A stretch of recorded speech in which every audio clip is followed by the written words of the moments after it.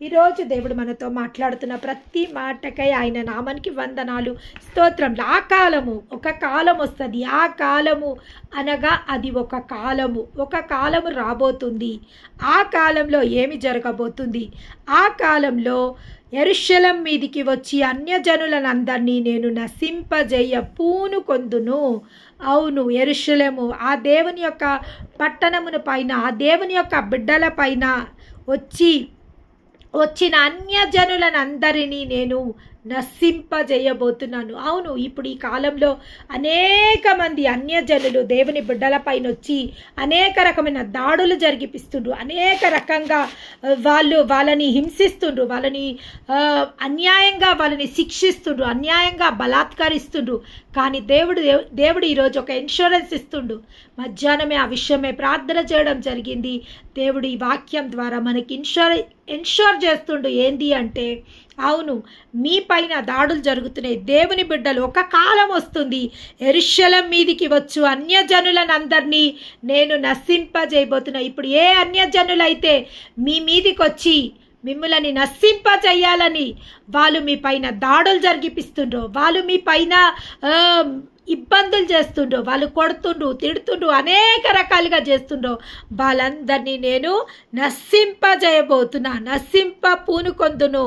దావీదు సంతతి వారి మీదను, దావీదు సంతతి అనగా మనందరి పైనను దేవుడు యెరూషలేం నివాసుల మీదను కరుణనందుచున్న ఆత్మను, మనందరి పైన దేవుడు కరుణనందుతున్న ఆత్మని మనపై కుమ్మరింపబోతున్నందుకు దేవునికి మహిమ కలుగును గాక. ఇంకా దేవుడు అంటుండు, సంతతి వారి మీద, యెరూషలేం నివాసుల మీద కరుణనందు ఆత్మను, విజ్ఞాపన చేయు ఆత్మని నేను కుమ్మరింపగా వారు తాము పొడిచిన నా మీద దృష్టి ఉంచి దేవుని నామానికి మహిమ కలుగునుగాక. అవును, మనందరి పైన దేవదేవుడు ఒక కాలము రాబోతుంది. ఆ కాలంలో దేవుడు మనందరి పైన కరుణనందు ఆత్మని దేవుడు మన పైన కుమ్మరింపబోతుండు. మొదటిగా కరుణనందు ఆత్మని, రెండోదిగా విజ్ఞాపన చేయు ఆత్మని, రెండు రకముల ఆత్మలని మనందరి పైన దేవుడు మన పైన కుమ్మరింపబోతుండు. ఎందుకు ఆత్మలను, కరుణనందు ఆత్మను, విజ్ఞాపన చేయు ఆత్మని మనపై ఎందుకు కరుణింపబోతుండంటే, దేవుని నామానికి మహిమ కలుగును గాక. విజ్ఞాపన చేయు ఆత్మను నేను కుమ్మరింపగా వారు తాము పొడిచిన నా మీద, ఎవరిని పొడిచిండ్రు? ఆ దేవుని పక్కలో బల్లెపు పోటు పొడిచిన ఆ దేవుని గురించి ఏం చేయబోతున్నాం మనము? ఆ దేవుని గురించి, గాయపరచబడ్డ ఆ దేవుని గురించి, మన కోసం బలియాగంగా సమర్పింపబడిన ఆ దేవుని గురించి, శిల్వ మరణం పొందిన ఆ దేవుని గురించి, మన కోసము రిక్తునిగా శిల్వపై వేలాడిన ఆ దేవుని గురించి, మన కోసము అవమానం సహించిన ఆ దేవుని కోసము, అదేవిధంగా నిందనొందిన ఆ దేవుని కోసము, మన కోసము ఉమ్ము వేయించుకున్న ఆ దేవుని కోసము, హేళన పాలైన ఆ దేవుని కోసము ఏం చేయబోతున్నాము? తాము పొడిచిన నా మీద దృష్టి ఉంచి ఒకడు తమ ఒక కుమారుని విషయమై దుఃఖించినట్లును, ఆ దేవుని కోసము మనము దుఃఖించే రోజు వస్తుంది. ఈరోజు సిల్వని గురించిన వార్త నశించిపోతున్న వారికి వెర్రితనమే, కానీ రక్షింప మనకు జీవమయ్యుంది. కానీ నిజంగా ఎంతమంది క్రైస్తవులు ఆ సిలువను బట్టి అతిశయిస్తుండ్రు? ఎంతమంది క్రైస్తవులు ఆ సిలువలో ఉన్న ఆ యొక్క బలాన్ని పొందుకోగలుగుతుండ్రు? ఎంతమంది క్రైస్తవులు ఆ దేవుడు మన నిమిత్తము, మన పాపంల నిమిత్తము, మన దోషంల నిమిత్తము ముత్తబడ్డాడు, వెలివేయబడ్డాడు, తిరస్కరింపబడ్డాడు, చివరికి సిల్వ మరణం పొందిండు అని ఎంతమంది ఆ సిలువని జ్ఞాపకం చేసుకుంటుండ్రు? ఎంతమంది ఆ దేవుని గురించి ప్రేలాపిస్తుండ్రు? ఎంతమంది ఆ దేవుని గురించి దుఃఖిస్తుండ్రు? ఎంతమంది ఆ దేవుని గురించి అంగలారుస్తుండ్రు? కానీ ఒక దినము రాబోతుంది, ఒకానొక దినము, రాబోవు దినము, ఆ దినములలో ప్రతి ఒక్కరూ ఆయన కోసము, ఆయన బలియాగం కోసము, ఆ యొక్క శిలువ మరణము కోసము అంగలార్చే దినము రోధించే దినము. చూడండి, తాము పొడిచిన నా మీద దృష్టి ఉంచి ఒకడు తన ఒక కుమారుని విషయమై దుఃఖించినట్టును. ప్రతి తల్లులు రొమ్ము కొట్టుకొని ఏడ్చే రోజు రాబోతుంది. యేసు ప్రభుని సిలువేసి ఆ యొక్క వీధులలో తీసుకొని తిరుగుతున్నప్పుడు ఆ యొక్క స్త్రీలు ఏడుస్తుండ్రంట. అయ్యో అయ్యో అయ్యో, ఇంత మా మధ్యలో ఉన్న మా బిడ్డ ఇంత ఘోరమైన మరణం అవసరమా, మరణం అవసరమా? ఆ యొక్క వీధులలో సంచరిస్తున్న దేవుని గురించి వేడుస్తున్నప్పుడు ఆ తండ్రి ఆ సిలువ భారం మోసుకుంటూ తన కనులు పైకెత్తి ఆ తల్లులను చూస్తుండట. రోధిస్తున్న తల్లులను చూసి ఒకటే మాట అన్నాడు, అమ్మా నా గురించి మీరు ఏడవకుడి, మీ గురించి మీ పిల్లల గురించి ఏడవండి.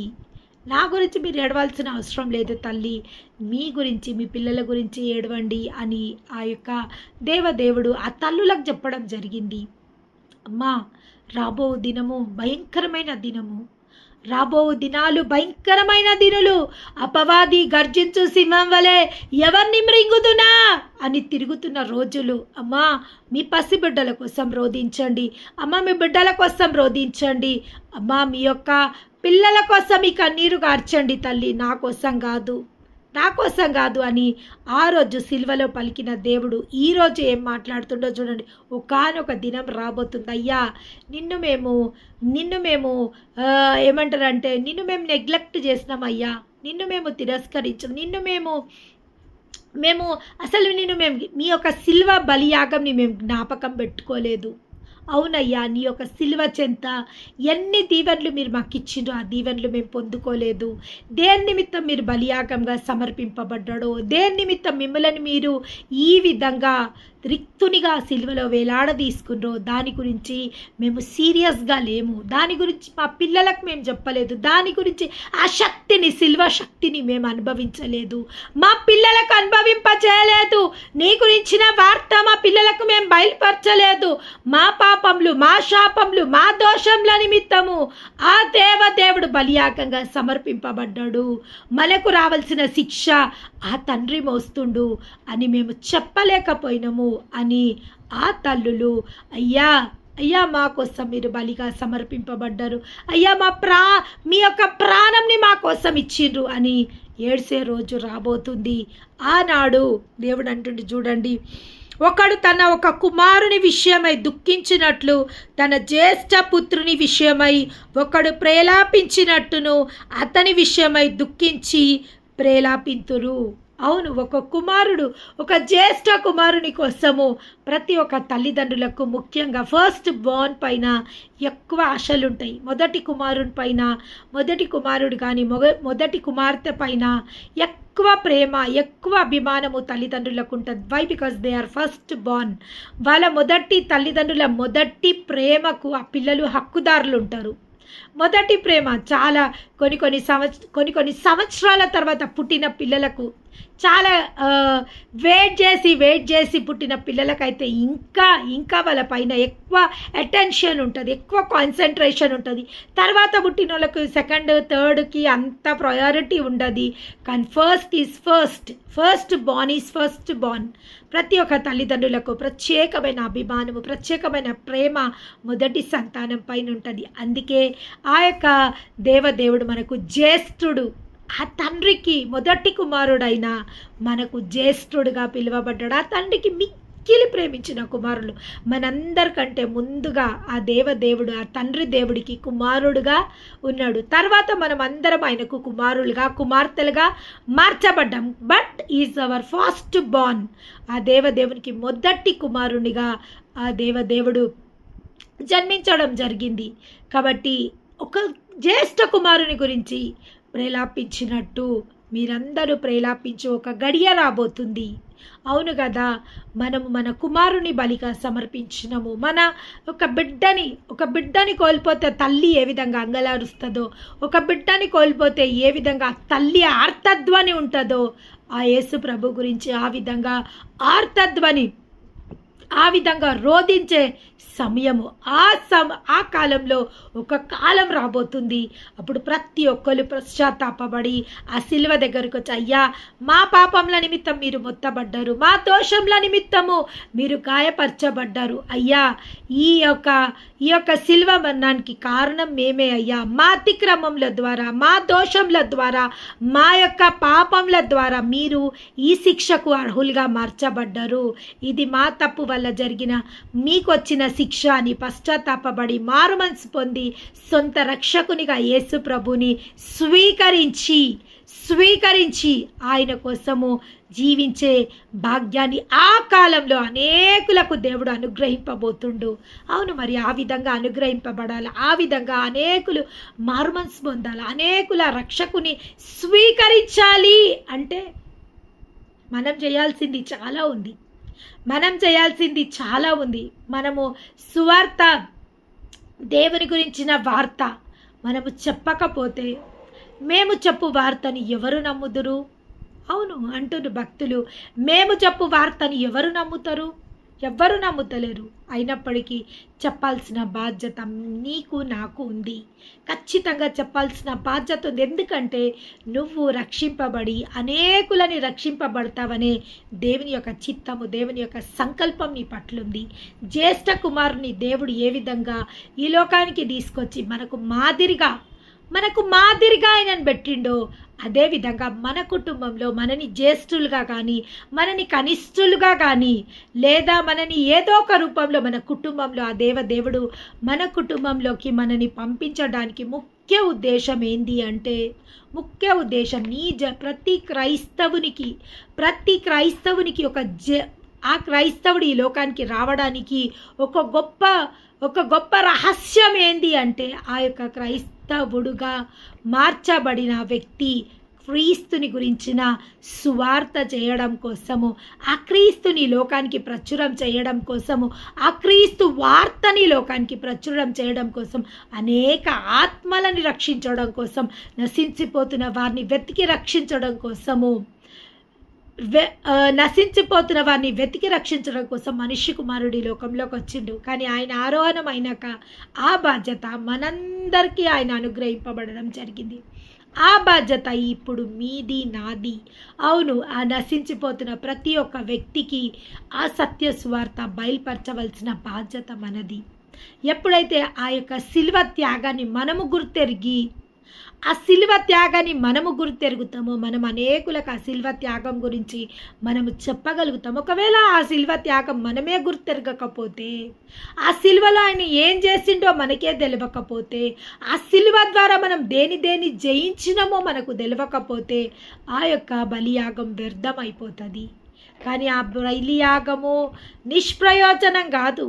ఆ బలియాగం ఎన్నటెన్నటికీ అది నిష్ప్రయోజనం కాదు. ఒక మహాసంకల్పము చేత, ఒక మహాయాగముగా, ఒక యజ్ఞ పశువుగా ఆ యొక్క దేవుడు, ఆ యొక్క దహన బలిగా, ఆ యొక్క దేవుడు ఆ యొక్క దహన బలి యొక్క గొర్రె పిల్లగా ఆ యజ్ఞంలో, ఆ యాగంలో ఆయన స్వాహా అని స్వాహాగా ఆయన సమర్పింపబడ్డాడు. ఎందుకంటే అనేకులు నశించిపోతున్న ఆత్మలకు నిత్య జీవం ఇచ్చుటకు ఇటర్నల్ లైఫ్. అవును, మనందరికీ ఒక ఇటర్నల్ లైఫ్ ఉంది, నిత్య జీవము.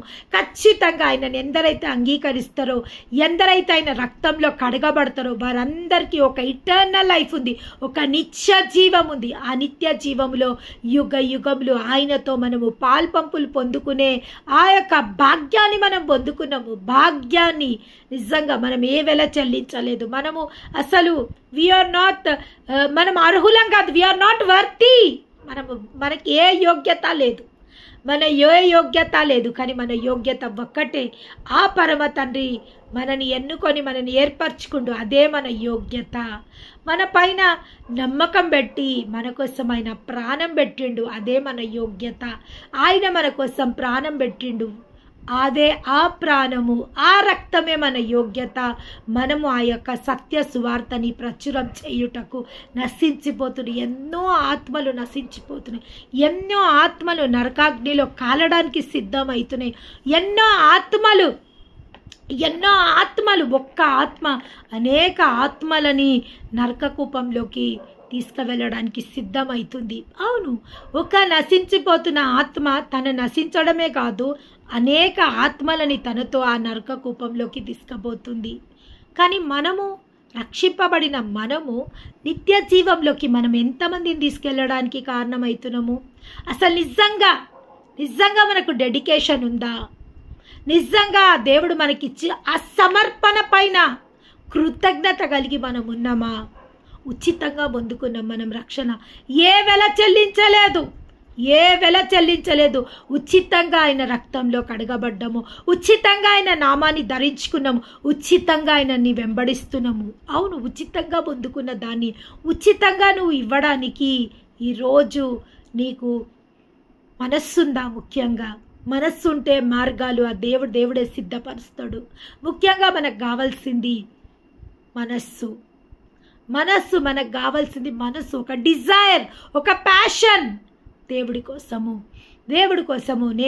నేను ఈరోజు నశించవలసిన దానిని, కానీ ఎవరో ఒకళ్ళు పూనుకునడం బట్టి నేను ఈరోజు ఈ రక్షణలోకి ఉన్నా. ఈరోజు ఆ నిత్య జీవంలో కాలిపోకుండా నేను ఆ నిత్య జీవానికి వారసులుగా నేను మార్చబడ్డా అంటే ఒకరి త్యాగము, ఒకరి బలియాగము, ఒకరి సువార్త నన్ను ఈరోజు మరణంలో నుంచి జీవంలోకి దాటించగలిగింది. మరి మరణంలో నుంచి జీవంలోకి దాటి వచ్చిన నీవు, ఏం చేస్తున్నావు? నీవేం చేస్తున్నావు? దేవుడు నీకు ఇచ్చిన బాధ్యత అనేక ఆత్మలని రక్షించి, నశించిపోతున్న ఆత్మలని రక్షించడమే దేవుడు నీకు ఇచ్చిన బాధ్యత.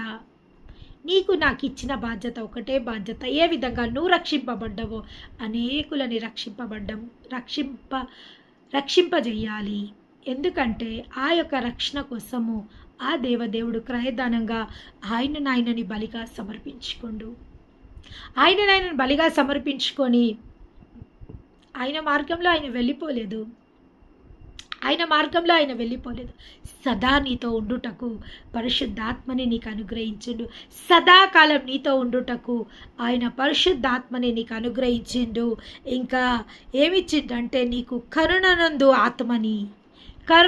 ఆత్మని అనేక నశించిపోతున్న ఆత్మల కోసము కరుణనందు ఆత్మని దేవుడు నీకు ఇచ్చిండు. రెండవదిగా విజ్ఞాపన చేయు ఆత్మని నీకు ఇచ్చిండు. నశించిపోతున్న ఆత్మల కోసము కరుణించమంటుండు దేవుడు. నువ్వు కరుణించు ఆత్మ కలిగి ఉంటే వారిపై కరుణించి వాళ్ళు మరణకూపంలోకి వెళ్లకుండా నిత్య జీవంలోకి వారిని నడిపించగలుగుతావు. రెండవదిగా నశించిపోతున్న ఆత్మల కోసం విజ్ఞాపన చేయు ఆత్మని నీకు ఇచ్చిండు. విజ్ఞాపన చేయు ఆత్మని, అనేక ఆత్మలు నశించిపోకుండా విజ్ఞాపన చేయడం వల్ల ఆత్మలు ఆ నరకంలోకి వెళ్లకుండా జీవంలోకి దాటి వెళ్ళే అవకాశం ఉంది. దేవుని నామానికి మహిమ. నువ్వు అనేకుల కోసం విజ్ఞాపన చేస్తున్నప్పుడు నీకు తెలియదు ఎవరు రక్షింపబడుతుండ్రో. నువ్వు లోకంలో ఉన్న నశించిపోతున్న ఆత్మల కోసం నువ్వు విజ్ఞాపన చేస్తున్నప్పుడు నీకు తెలియదు ఎవరు నశించిపోకుండా నువ్వు రక్షిస్తున్నావో నీకు తెలియదు. కొన్ని తెలవాల్సిన అవసరం లేదు. కొన్ని నీకు తెలవాల్సిన అవసరం లేకుండానే కొన్ని నీవు చేయాల్సిన అవసరం ఉంది. ఎవరి గుర్తింపు నీకు అవసరం లేదు, ఎవరి అప్రిసియేషన్స్ నీకు అవసరం లేదు, ఎవరిలో ఏ నేమ్ ఏ ఫ్రేమ్ నీకు అవసరం లేదు. ఎందుకంటే ఆ యొక్క పరలోకపు కవిలలో సమస్తము రాయబడి ఉన్నది. దేవునికి మహిమ కలుగునుగాక. ప్రతిదీ లిఖితం అవుతుంది. దేవుని నామానికి మహిమ కలుగునుగాక. నశించిపోతున్న ఆత్మల కోసం నువ్వు కార్చిన కన్నీరు, నశించిపోతున్న ఆత్మల కోసం నువ్వు చేసిన విజ్ఞాపన, నశించిపోతున్న ఆత్మల కోసం నువ్వు ఏది చేస్తున్నా అది ఆయన పరిశుద్ధ కవిలలో రాయబడి ఉంటుందంట. ఆ యొక్క దేవదూతల చేత ఆయన కవిలలో అవి రాయబడి ఉంటాయి. దేవునికి మహిమ కలుగునుగాక. జ్యేష్ఠపుత్రుని విషయమై ఒకడు ప్రేలాపించినట్టు అతని విషయమై దుఃఖించుచు ప్రేలాపింతురు. అవును, ఆయన కోసము దుఃఖించుచు ప్రేలాపించినప్పుడు మనము ఆయన ఏ విధమైన మన కోసం సాక్రిఫికేషన్స్ చేసిండో, ఏ విధంగా ఆయన సాక్రిఫైస్ చేసిండో దాన్ని మనము we have to feel. If we can feel the sacrifications of the almighty God, ఆయన ఆ యొక్క శిల్వ పైన ఏ విధంగా ఆయన బలిగా సమర్పింపబడ్డాడో దాన్ని నిజంగా మనం ఫీల్ కాగలిగితే మనం ఆ ఫీలింగ్స్ని ఇతరికి షేర్ చేయగలుగుతాం. ఒకవేళ మనమే అది ఫీల్ కాకపోతే మనం వేరేళ్ళకి ఏమీ చెప్పలేము. వెన్ వి ఫీల్ ఆ యొక్క నొప్పి, ఆ యొక్క వేదన, ఆ యొక్క శ్రమ, ఆ యొక్క బాధ మనం ఫీల్ కాగలిగితే ఇతరులకు ఆ ఫీలింగ్స్ని మనం షేర్ చేయగలుగుతాం. ఒకవేళ మనమే ఆ ఫీలింగ్స్ని అనుభవించకపోతే ఇతరులకు మనము చెప్పలేము. చూడండి, ఒక తల్లి ప్రసవ వేదన పడుతున్నప్పుడు ఆ పెయిన్స్ ఎట్లుంటాయో ఆ తల్లికి తెలుసు. చాలామంది తల్లులు తమ పిల్లలు ప్రసవ వేదన పడుతున్నప్పుడు ఆ యొక్క వారి బిడ్డలను ఎంకరేజ్ చేస్తారు. అమ్మ ఏమీ కాదు, ఈ యొక్క పెయిన్ కూడా నేను కూడా వెళ్ళిన తల్లి, నువ్వు జన్మించేటప్పుడు నేను కూడా ఈ పెయిన్ నుండి వెళ్ళిన, ఏమీ కాదు తల్లి, నేను ఏ విధంగా నిన్ను సురక్షితంగా ఈ లోకానికి తీసుకొచ్చినో నువ్వు కూడా సురక్షితంగా నీ బిడ్డని ఈ లోకానికి తీసుకురాగలుగుతావు అని ఆ తల్లి ఆ బిడ్డని మోటివేట్ చేసి ఆ పిల్లని ఆ యొక్క భయం నుంచి, ఆ బాధ నుంచి ఆ తల్లి బయటికి తీసుకురాగలిగితే నిశ్చయంగా ఆ కుమార్తె కూడా సుఖంగా ప్రసవించి ఒక శిశువుని ఈ లోకంలోకి తీసుకురాగలుగుతుంది. సురక్షితంగా ఈ లోకానికి ఒక శిశువుని తీసుకురాగలుగుతుంది. తల్లులుగా ఈరోజు ఆ యొక్క ప్రసవ వేదన గుండా వెళ్ళిన మనము మోటివేట్ అయ్యి అనేక ఆత్మలని కనే భారాన్ని దేవుడు మనకు అనుగ్రహించిండు. దేవుడి మాటలని దీవించునుగాక. మహాపరిశుద్ధ